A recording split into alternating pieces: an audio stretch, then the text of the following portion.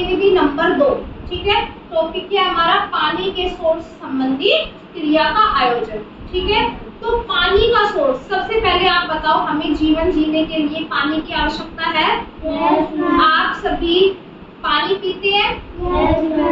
और आपने ये भी देखा होगा कि कोई भी काम करने के लिए, चाहे वो घर का कैसा भी किसी भी तरीके का काम हो, तो उसमें किसकी जरूरत होती है? पानी की जरूरत होती है। तो वही हमें पता करना है कि पानी आता कहाँ से है, ठीक है।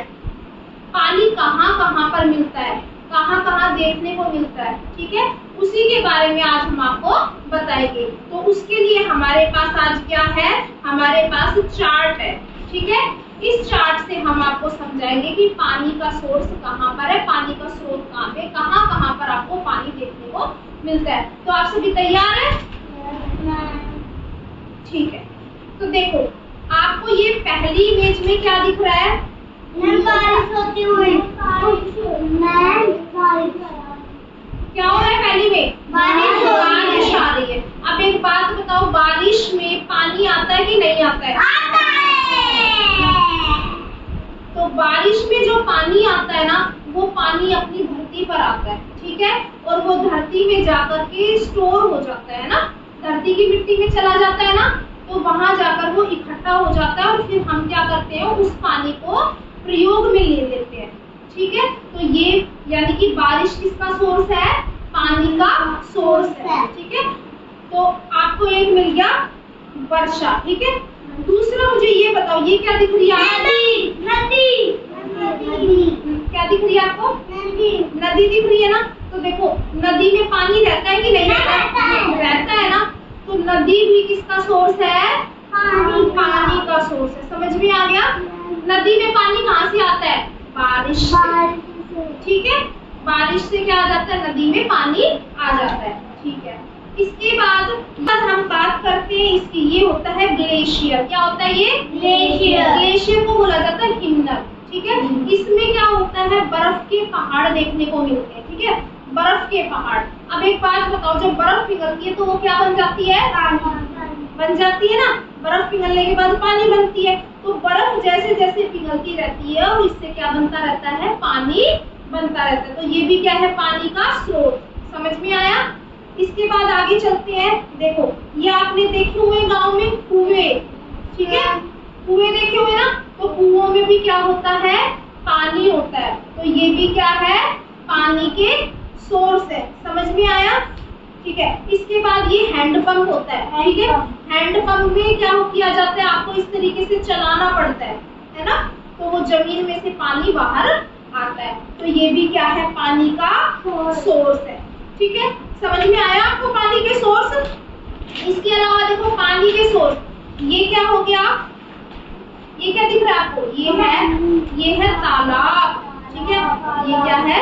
तालाब, ठीक है। ये नल में से पानी आता है ना।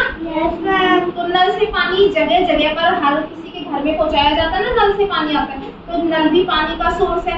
नदी आपको बताई दिया। झरना, ठीक है। झरने होते हैं ना, सुंदर सुंदर पहाड़ियों में से। मुझे पता है। पे ना बाढ़ रहता है। क्या रहता है? हाँ, जंगलों में या फिर ऐसी जगह पर, सुंदर सुंदर जगह पर आपको क्या देखने को मिलता है? झरना देखने को मिलता है, ठीक है। तो जंगलों में फिर एनिमल भी होते हैं। तो ये क्या है? झरना। झरना किसका सोर्स है? पानी का सोर्स। फिर ये देखो, बारिश वाला आ गया। तो आपको समझना पसंद है? Yes ma'am. तो चलो शुरू करते हैं। पानी रे पानी कहाँ है रहता?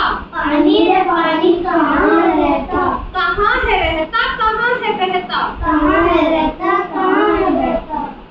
कभी तो मैं नदी में बहता, कभी तो मैं नदी में बहता, तालाबों में मैं कभी ठहरता, तालाबों में कभी ठहरता, कभी मैं उड़ता बादल बन जाता, कभी मैं उड़ता बादल बन जाता, कभी बारिश बारिश बन जाता, कभी बारिश बारिश बन जाता। धरती के भीतर भी मैं रहता, धरती के भीतर भी मैं रहता, कुआं तुम्हारा उसी से भरता, कुआं तुम्हारा उसी से भरता।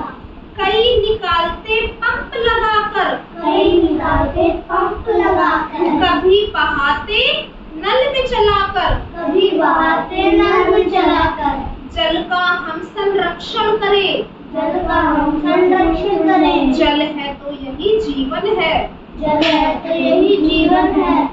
आपको कविता समझ में आई? Yes ma'am. इस कविता में आपको ये समझाना चाहता है कि हमारे पास पानी का जो स्रोत है ना वो एक निश्चित मात्रा में, ठीक है, हमारे पास जो पानी का सोर्स है वो एक निश्चित मात्रा में है, इसलिए हमें पानी को बचाकर रखना चाहिए, ठीक है। और कहीं पर भी अगर आपको बहता हुआ पानी नजर आए तो उस नलके को क्या कर देना चाहिए? बंद कर देना चाहिए, ठीक है। और ज्यादा पानी फैलाना नहीं चाहिए। आपको आज की क्लास कैसी लगी? अच्छी लगी। तो इसी के साथ हम आज की यहीं पर ही